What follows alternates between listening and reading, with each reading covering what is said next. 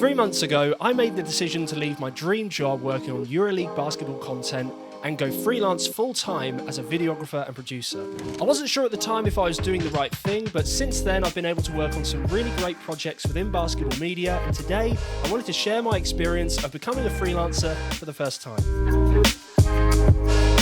First of all, welcome back, or welcome, in fact, to any newcomers to this channel. As mentioned, I'm a UK basketball videographer who goes by the name of JLR Videography on Instagram and TikTok. You can go and check me out on there.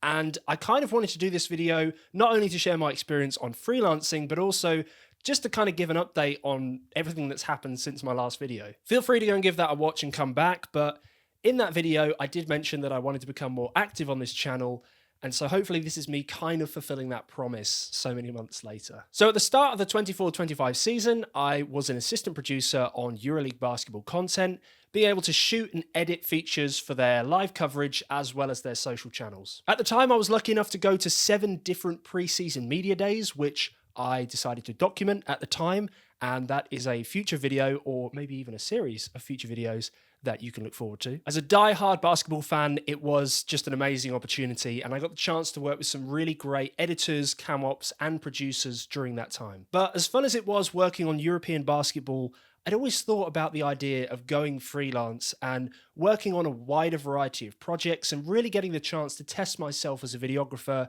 and just a creative in general. Truth be told, I didn't really feel like I could do it at the time, and I'd always had a huge amount of respect for freelancers who faced a lot of challenges within their work and their careers. But like most things in life, you're not going to know if you're good at something until you actually give it a go. And I knew that I had learned enough and I'd gained enough experience that I could at least give it a try for 3 months and then see how things went. So as of 2025, I went freelance full time, and I'm not going to lie, it was pretty scary at first. And I really appreciate those people that kind of helped me through that transition period. Thankfully, I was able to throw myself into my first big project, which was the NBL Cup Finals. It's an event that I've worked on a few times in the past, and now being a full-time freelancer, I really wanted to make it as good as I possibly could. Not that I didn't want to previous times before, but I just felt like I had more time, I had more energy to really channel into making some really cool highlights. It went really well, and if you want to check out how those highlights came together, I'll leave a link below for you to check out.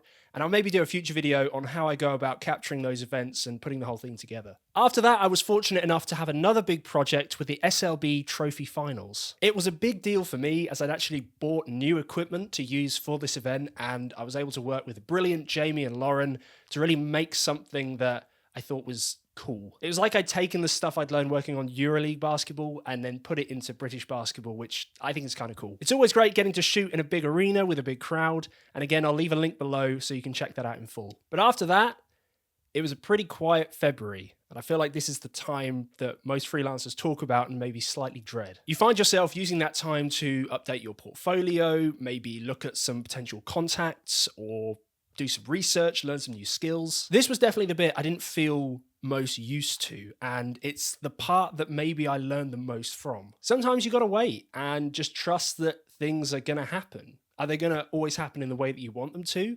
Not necessarily, but that doesn't mean that something good isn't waiting for you later down the line. It's just that whole thing of having patience and trusting yourself. So March rolls in, and honestly, it was such a busy month. I did a whole load of work around the SLB Cup Finals, producing 11 features on the final 4 teams, as well as filming and editing a mini movie around the actual event. I'm definitely going to do a full video on that in the future because there's so much I can talk about. It was a lot of work, but it was really fun. And again, I felt like I was really pushing myself as a producer and learning so much in the process. And if that wasn't enough, I've been able to get a few freelance shifts working again on Euroleague basketball highlights, which feels like the whole journey has now come full circle. What initially seemed really scary and a step into the unknown has now been my life for the past 3 months, and I'm at the point where I feel like I'm really excited to see where this freelance journey will go. There's a lot more I want to do, particularly getting involved in other sports, but also I want to share more about what I do and my experiences as a videographer and a producer. I might not be able to give advice on freelancing just yet, but I definitely want to talk about things in UK basketball, in UK basketball media, about shooting and editing and just projects I'm working on. So if that sounds like the kind of stuff that interests you, then please feel free to subscribe. And while you're at it, check out JLR Videography on Instagram and TikTok. But thanks for watching. I feel like I've absolutely raced through all of that, but I've got a lot more that I want to talk about in future videos. So hopefully I'll see you in the next one. Goodbye.